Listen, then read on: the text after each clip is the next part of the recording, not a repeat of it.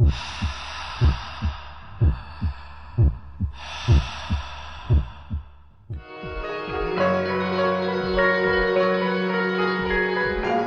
kind of shocking because you see Canada as a developed country, right? Where you assume that at least child abuse or exploitation would be the last thing that would exist. And I didn't want to just sit in a cubicle, do some research and say, well, this is what it is. I really wanted to go out and talk to the people and ask them their stories.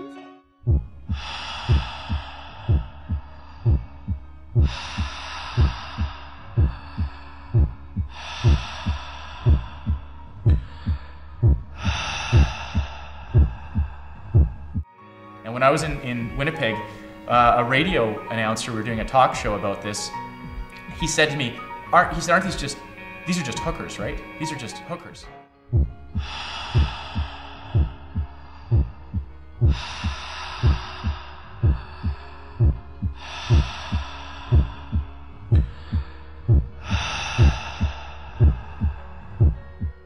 There are these triangles in which girls are being moved. So Saskatoon, Edmonton, Calgary, and then back to Saskatoon. Or if you're in Edmonton, it will take you to Vancouver. And often it's like you sleep in, you probably sleep in a truck in Edmonton, and you find yourself waking up in Vancouver. So why that happens? It's underlying is that traffickers want to make sure that girls don't form attachments or bonds in the city where they are. They don't get to know people as much. But underlying is to make sure that there is power and control.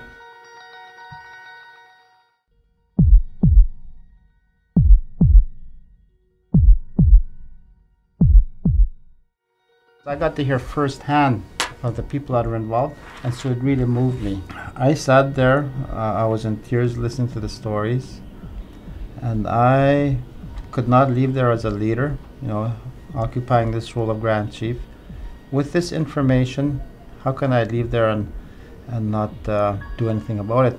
Grand Chief Ron Evans and other people in Manitoba are trying to raise attention to this issue, and it was only through days and days of national and local media attention that the government of Manitoba finally, in the summer of 2009, announced a task force to investigate missing and murdered Aboriginal girls.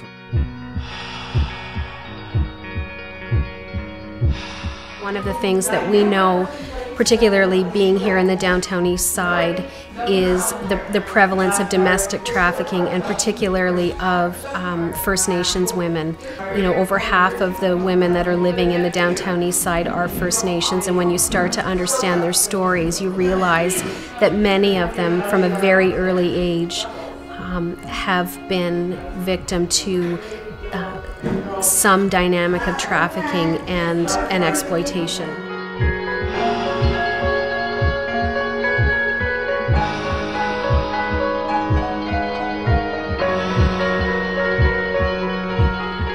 It's very hard when your trafficker is your boyfriend, or that you're desperately holding on. The last thing you're holding on to is some sense of identity and belongingness that it gives you, no matter how much abuse or exploitation that comes with it. There were a lot of issues in her family, issues of addiction, mental health issues, family breakdown. By the time she was 6 years old, she was already drinking.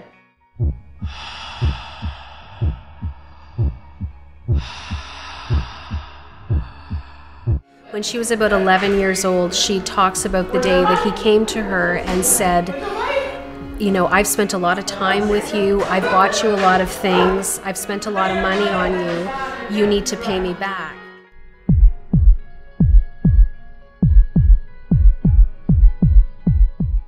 And she remembers that at the age of 11, going to the first party where she was gang raped by 5 or 6 of his friends, and that began a number of years of her being in debt to him.